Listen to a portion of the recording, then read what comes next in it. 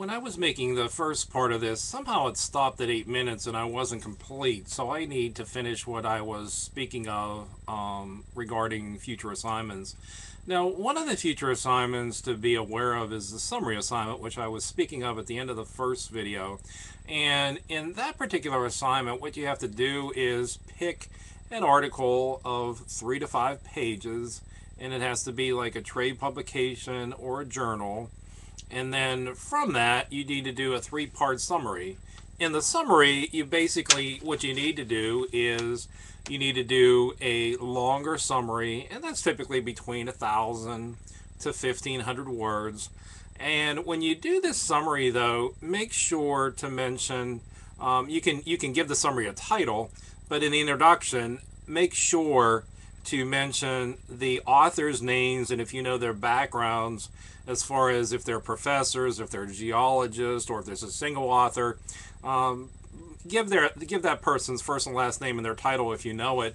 The second thing to do is mention the title of the article, and then the third thing, mention where you got it. Is it from a website? And you can use the website name.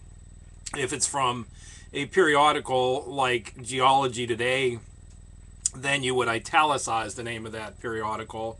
And then the last thing that you need to do is just make a list of the main points in bulleted form that you're going to be covering. And then, of course, in the document, what you want to do is use headings. Headings are helpful. Now, make sure in a summary or any type of document, when you use headings, make your headings similar. Like as far as assessing the need, developing the plan. If you're using ing for the first one, use ing for the next one. Or if you use headings like, what is the plan? What is the need? And then make sure, again, that you would use the question marks, same types of headings for those. So that's just a suggestion that I have for you. Of course, as you go along, you can just mention the author or author's last name. If you have multiple authors, just use the main one. That would be fine. And then you need to basically convey the technical information in simpler terms. And so that's basically what you are working on. If you don't know certain words, of course, you can look them up at dictionary.com, or you can do a Google search, and typically that would be helpful as far as clarifying technical jargon that you may not be familiar with. But your mission is to, or your focus here is to really try to make technical jargon simpler. So use your headings as you go along. From time to time, if you do need to use quotes, then use those. Those are helpful to do. If you run into a very difficult section or passage, what you can do is you can paraphrase it. And what paraphrase means is something that's very, very important. Instead of quoting it, because if you quote it, the person would have to read the technical jargon. But if you're basically saying a key passage and you want to make sure that the reader understands it, to paraphrase means to rephrase it in your own language. And a paraphrase can actually be as long or longer than the original. So that's something you can practice on if you like. But basically, you have your introduction, you have your body paragraphs, and then your conclusion. All you just have to do is review the key points that you covered. Now, when you go into the shorter summary, you can use the auto summarize focus in Word, and you can look in Word help for an explanation of that. But essentially what you want to do is you want the document to be about 25 to 33% of the original. So if you have a 1,200 word longer summary, then you can use about a 300 or 400 word shorter summary. And that's really all that it is. And then the last part of it, you're going to use a visual organizer. Microsoft Visio and the Office suite is a very good one to use, by the way. If you ever wanted to take that course, it's called CPT 145. It's just a 1-credit course, but it shows you how to use Visio. With Visio, of course, you can make visual organizers, you can make flow charts, you can make like hierarchy charts as far as to show organizational charts. You can give directions. There's all different types of things. Of course, you can use Word. You can use Word Art or Word Draw. Some people use Excel. Some people use CAD programs. Whatever you wish to use, that's fine. In that red booklet, though, that I sent to you in the mail at the beginning of the semester, there are a few examples of visual organizers in there. I believe there's 2 of them. And there's also one or two of them in assignments where I give you examples of the summary assignments. I just wanted you, to take a look at those. But basically, that's what you have to do for this summary assignment. Now, when you do get into the written instructions, and those will be due earlier in March, what you have to do is you're picking out, something that you've done a number of times and you're pretty good at that you might want somebody else to learn how to do. So, for example, last semester I had a student did scrapbooking, and it was really very interesting. I didn't realize all the facets of scrapbooking and all the different types of books you could buy and the themes and everything like that. But that's sort of neat, and so that was a good one. I had somebody that wrote about paintball and strategies for paintball, and he had some great pictures. I had somebody that played the game Ultimate Frisbee, which I've never known anything about before, and so he focused on that. I had people that focused on what they do in their jobs. One student worked at a restaurant in Latrobe called Joyo's, and he no longer works there, but he did how to make Joyo's pizza. And it's a sweet, tangy, tasty sort of crust, and it's very, very good. So that's what he wrote about. I've had everything you can imagine, such as first aid, the Heimlich maneuver, but typically baking, cooking, fixing, repairing, something like that is good. I also have had students. I had a student that was a Harley Davidson motorcycle mechanic, and he did how to tune up a Harley Davidson Sportster from the plugs to the plug wires. And I don't remember what else that he did, but there was a few other steps that he followed. I've had students that detailed a car. I had someone that made like one of those potato launchers that you can have kind of a bazooka potato launcher, and it was sort of a fun project. I never had seen that before in my life. Caring for a ferret is one that I've had before, which I thought was fascinating. And so I'm open to just about anything. But what I would tell you is typically they're between 3 to 5 pages. Some are longer. I had a student that wrote about making a demolition derby car, and his was rather long, but most interesting. I didn't realize all the steps that were involved. I had a student in this technical writing class that started this class in the United States, and then she went to China to finish off the semester. She was an English as a second language teacher, and so she was over there teaching.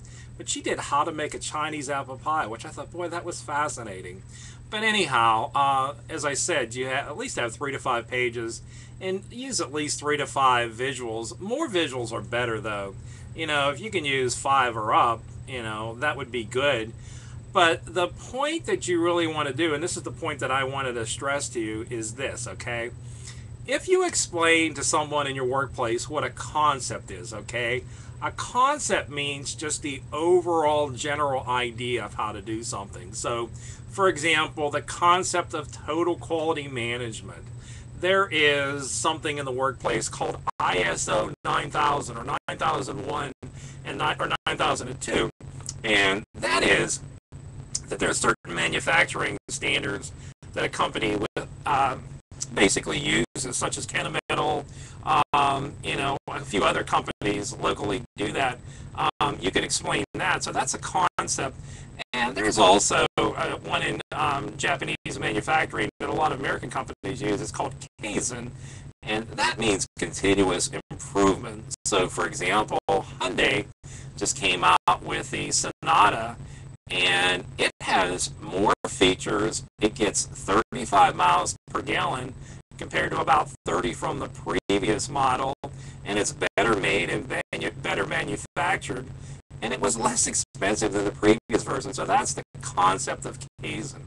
Now, the other one that you do is process. When you explain the process of doing something to someone, you're just basically telling them these are the steps to follow when you do something.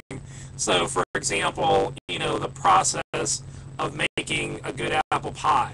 These are the steps to follow. And typically you just write it out and you get sort of the general detail on as far as how to do it, but you don't need the finer details. So when you're doing a process of something, you basically explain it to someone. They don't necessarily need to do it, but they just need to have a better idea of how it is done or how to proceed, okay? Now, when you do instructions, whether they're written or verbal, they're a little bit different. And the first component you really have to remember about instructions is the person reading them actually has to do the task or the job. And so you have to write it in such a way that they can, fully do it. So it's a good idea to coordinate your visuals and your writing. Now, if you have a digital camera, I would highly suggest that you use it, and you can upload the images and put them into your instructions. And that way, they're better. They coordinate more consistently. Like last semester, somebody did this really wonderful layered vegetarian lasagna. And what she was able to do is she was able to show the steps in progress.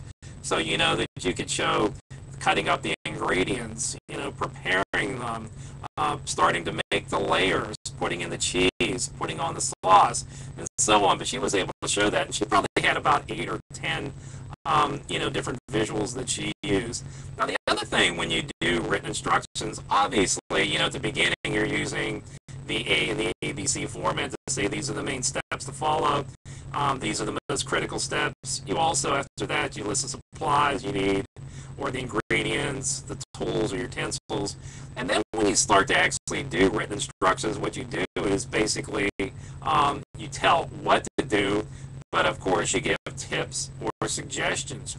You anticipate problems. You tell what to do about the problems you run into. And then the other thing that you do with, written instructions is sometimes people will use notes or tips, okay? At the bottom of the step, so note, please make sure to liberally sprinkle cheese at this point. And so with instructions, they're not long to do in a sense, as far as they're not going to be one of the longer documents that you'll ever write, but they take time to format and make sure that they are properly done. Sometimes when you complete a task or a job many, many times, sometimes you will forget steps or points. So what you should do, when you work on those and when you write them, is let someone else use them or let someone else read them. And so I think that will be, useful. But clip art isn't as good. Your own digital images would be better if you want to. If you don't have a digital camera, I'm okay with you hand drawing. If you want to send it to me, via fax or whatever, that would be an option. But anyhow, I just wanted to mention that. And of course, you can use Google Images.